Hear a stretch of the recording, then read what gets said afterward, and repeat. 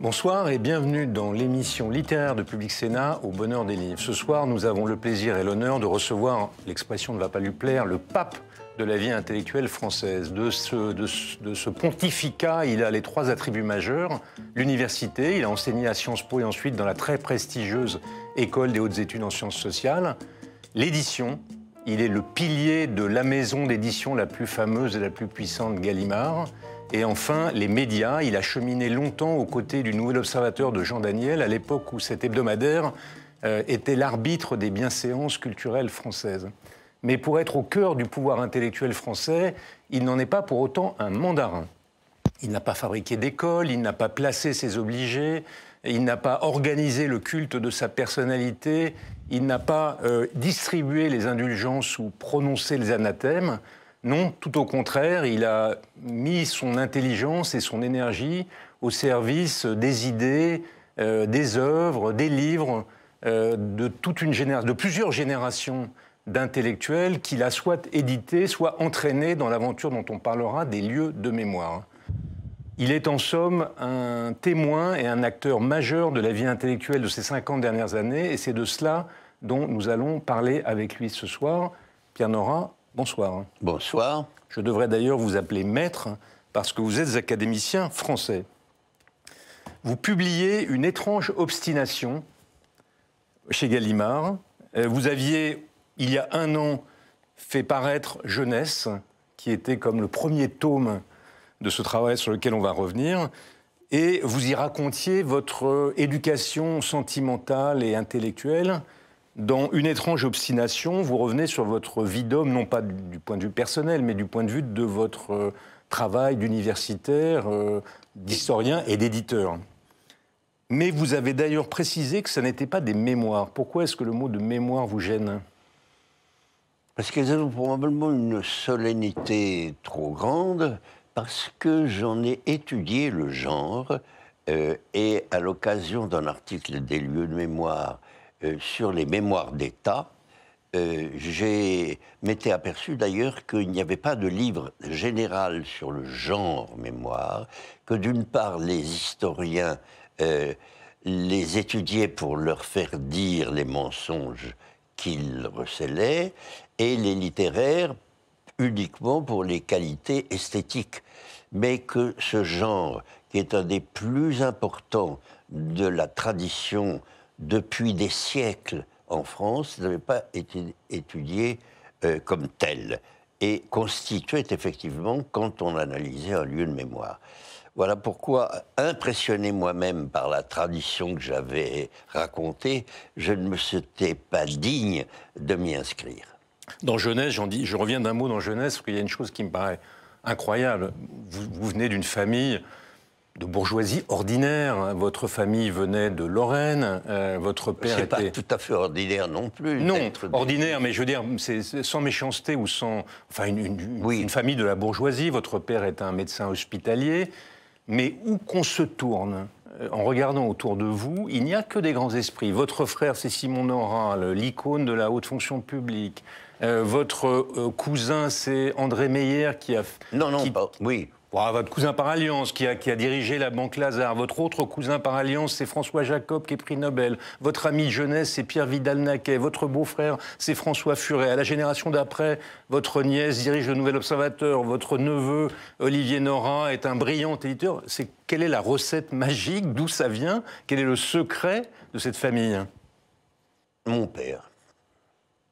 Mon père qui a été un homme de forte personnalité, et qui a été entraîné dans la guerre pendant la première, où il a été mobilisé pendant 7 ans, de 1913 à 1920, et qui a vécu pour la médecine, pour le devoir, et pour l'éducation de ses enfants, pour lesquels il était sans doute très ambitieux.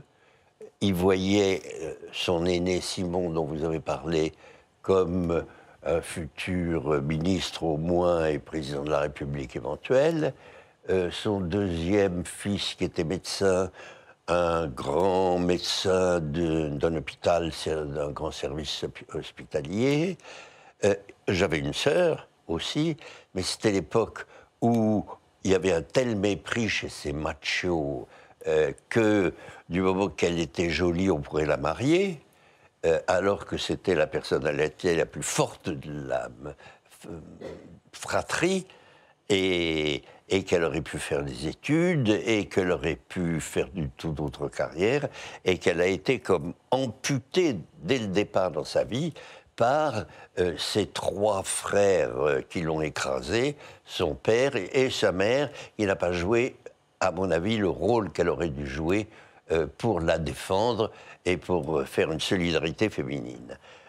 Et puis moi, que mon père, sous le texte que j'étais bon en français, me voyait un petit peu comme un grand écrivain, Anatole France ou Marcel Proust, plutôt, qu'il n'avait d'ailleurs pas lu lui-même.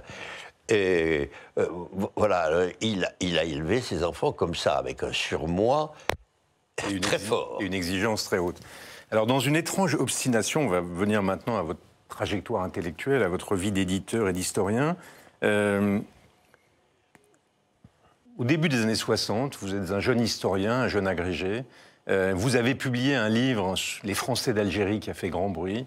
Vous avez créé une collection d'histoires archives assez originale et qui, elle aussi, va connaître un grand succès.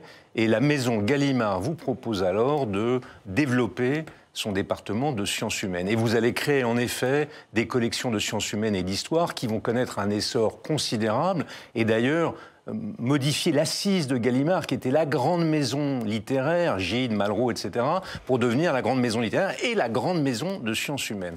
La question que je me suis posée en vous lisant, c'est pourquoi vous avez été le témoin et l'acteur de l'avènement, presque de la naissance des sciences humaines au milieu des années 60.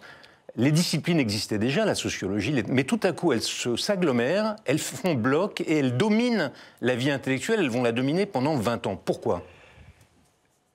Il y a eu, de ma part, de mon côté, une coïncidence très heureuse entre mon entrée chez Gallimard et l'époque.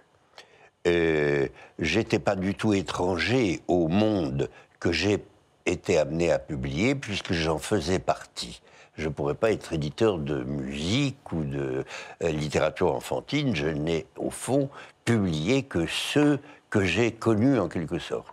Et puis, l'époque, qui est la plus importante. J'ai coïncidé avec une époque heureuse, soudaine, et qui s'est terminée, ce qu'on a appelé... Il y a eu les 30 années glorieuses de l'économie, et il y a eu les 30 années glorieuses de la vie intellectuelle et de l'histoire en particulier, qui est apparue comme fédératrice de chacune des sciences humaines, qui elles-mêmes se sont révélées au grand public à ce moment-là. L'ethnologie, par exemple, à travers Lévi-Strauss, la linguistique à travers Benveniste, Émile Benveniste, il y a eu une sorte, la psychologie et la psychanalyse à travers Lacan. Des philosophes comme Foucault ont immédiatement paru comme une sorte de nouveau Bergson français et qui occupait le terrain. Et la caractéristique de tout cela, c'est que ces sciences humaines sont sorties de leur spécialité, ont éclaté dans le public et ont paru même dans leur ensemble l'espoir d'une science de l'homme, science humaine, et d'une unité de connaissance de l'homme. Il y a eu la belle illusion, au fond. Et puis, au bout d'une trentaine d'années, quand le monde...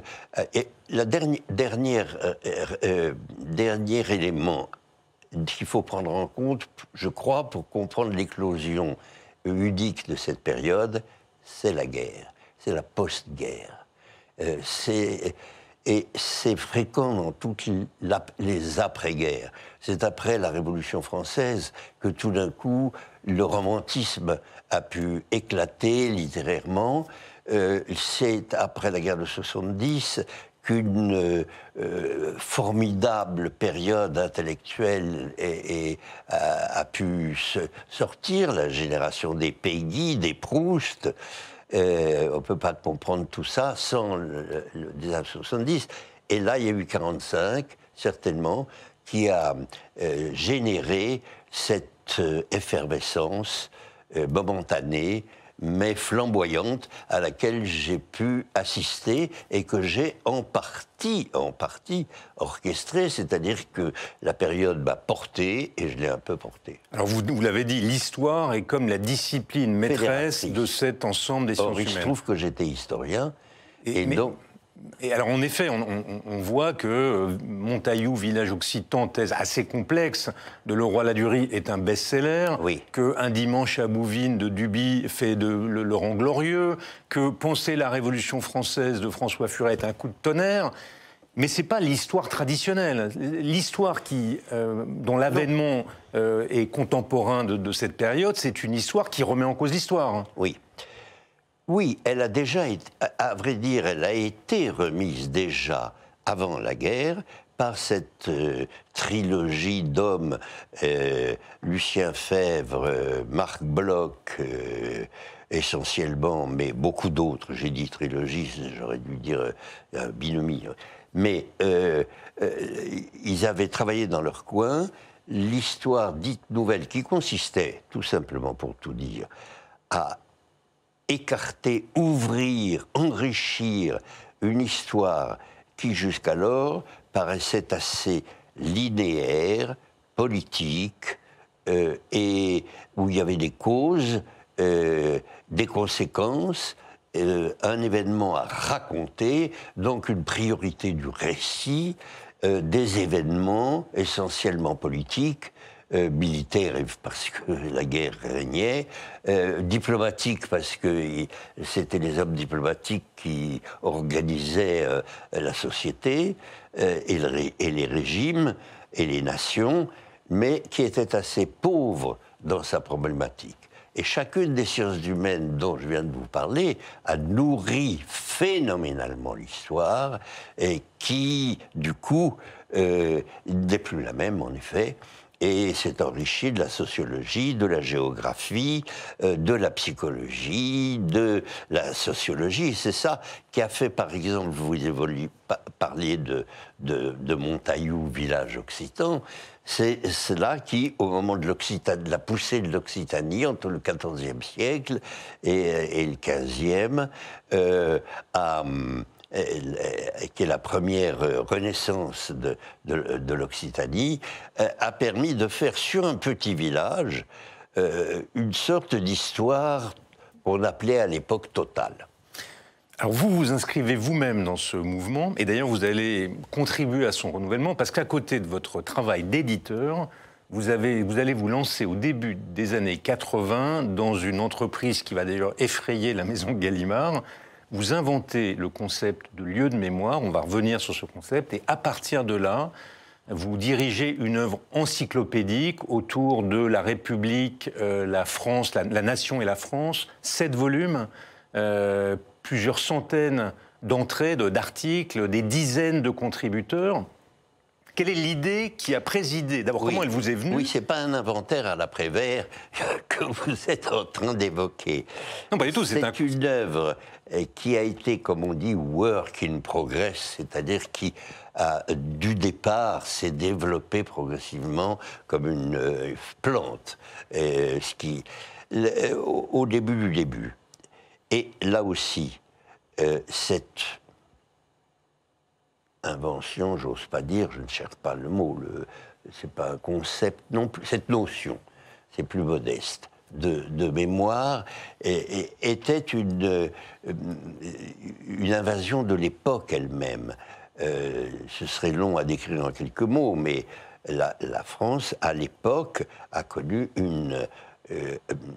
montée en puissance de ce que l'on a appelé la mémoire, et en particulier, pour aller vite, la mémoire des anciens minoritaires, c'est-à-dire les ouvriers, les juifs, les femmes, les provinciaux, etc., qui ont jusqu'alors exprimé leur propre mémoire personnelle, particulière, familiale, sociale, chez eux, pour eux, et qui, tout d'un coup, éclatent dans le public. Il suffit de songer à ce que les Juifs étaient... de songer qu'à se faire, en gros, oublier ou à devenir français plus que les Français, jusque Eichmann, et qui a révélé la spécificité d'une horreur qui leur était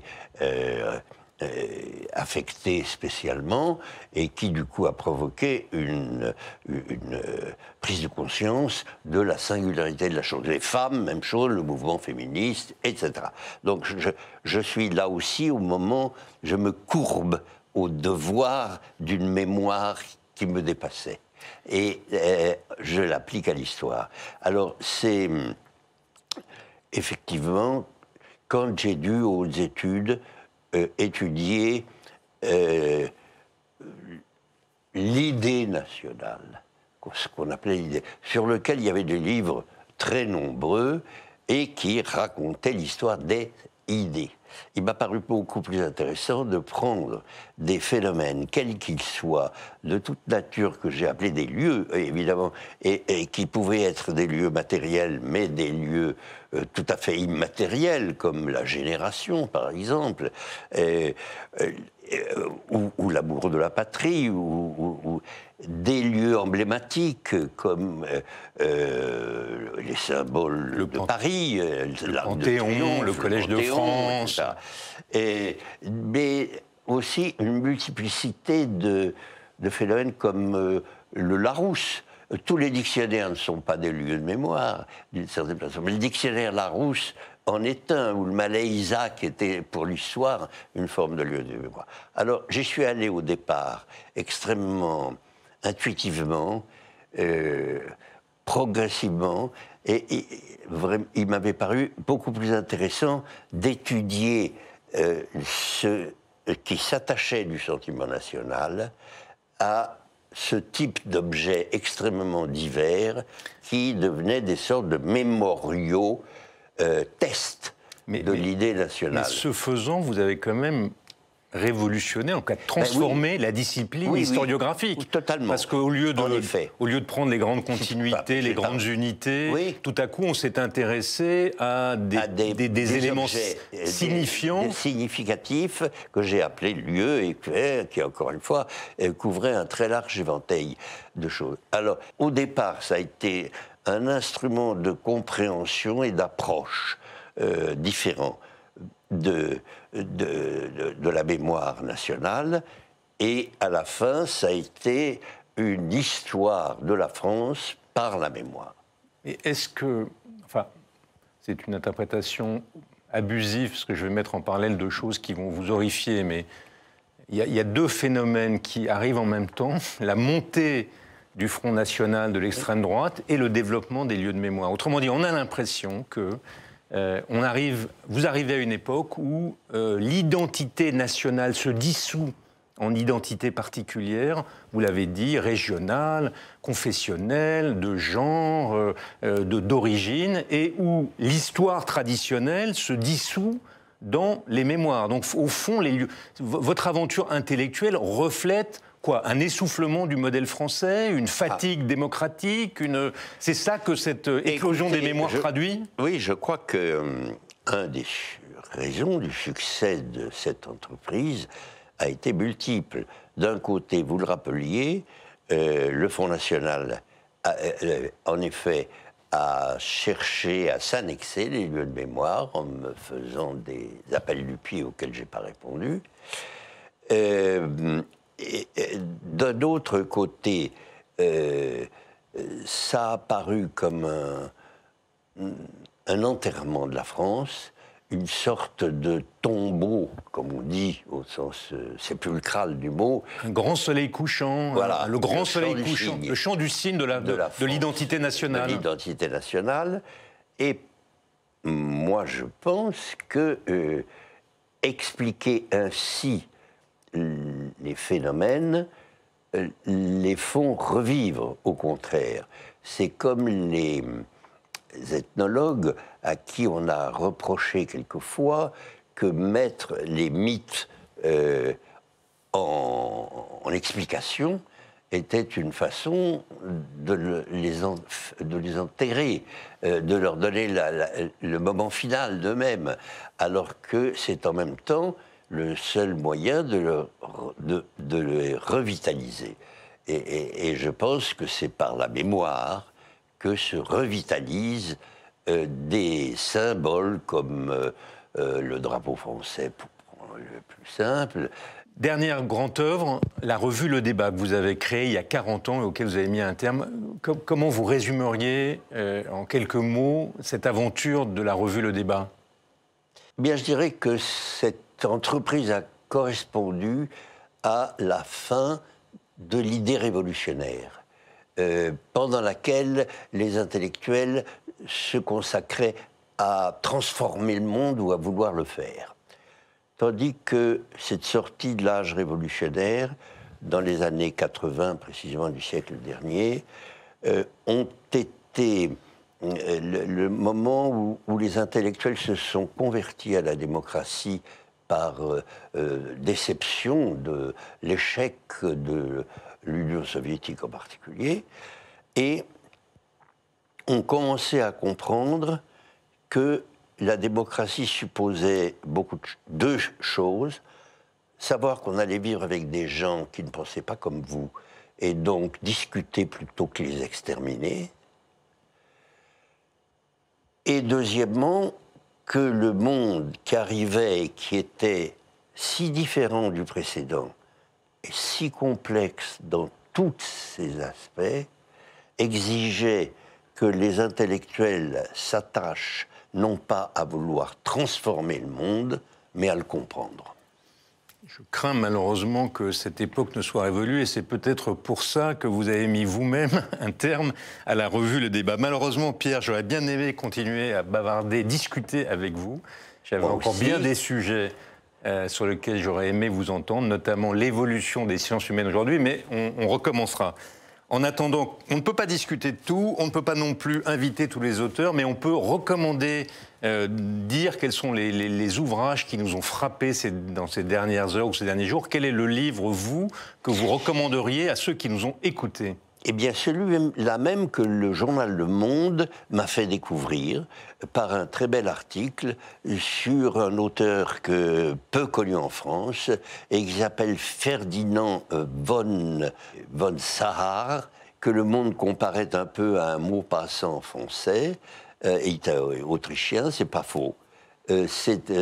L'histoire du lieutenant Fulda est à la fois le déclin de l'Empire autrichien et les difficultés sociales qui s'y expriment à travers le destin d'un militaire amoureux d'une femme dont la condition sociale lui est supérieure.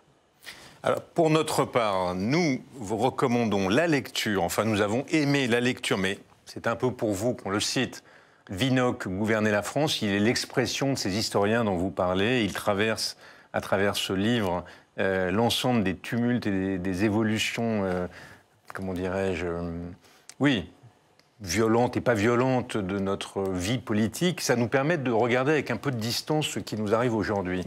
C'est un des aspects de Vinocq. Il y en a d'autres. Il y a le biographe, en particulier, qui mérite aussi d'être exalté.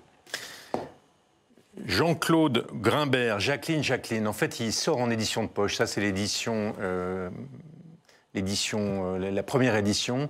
Je ne sais pas si vous avez lu ça, Pierre Nora. C'est une merveilleuse ode à l'amour.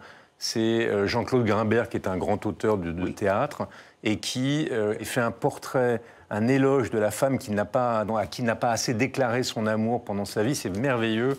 Je vous l'offre. Ah ben merci. Pascal Robert Diard, la petite menteuse. Pascal Robert Diard est l'excellente chroniqueuse judiciaire du Monde. Et elle revient en ces époques de MeToo, c'est assez courageux de sa part. Elle revient sur une affaire qu'elle a transformée en fiction, mais d'une jeune fille, d'une enfant qui a dénoncé quelqu'un pour crime sexuel avant de se raviser et d'expliquer qu'elle avait menti. Ça crée le doute qui est si nécessaire dans le traitement des affaires judiciaires, le respect de la présomption d'innocence. Et enfin, une bande dessinée tiré du film de Diane Curis, Diabolomande, puisque chaque semaine, nous vous recommandons aussi des bandes dessinées, c'est celle-là que nous vous recommandons. Voilà, notre émission s'achève. Merci à Pierre Nora d'avoir bien voulu nous promener dans un demi-siècle de vie intellectuelle. Merci à vous qui nous avez suivis. Vous pouvez revoir cette émission sur le site de Public Sénat ou sur vos plateformes préférées sous la forme de podcast. Et nous nous retrouvons la semaine prochaine, même chaîne, même heure, même jour, sauf si d'ici là, nous nous sommes croisés dans une librairie. Merci et bonsoir.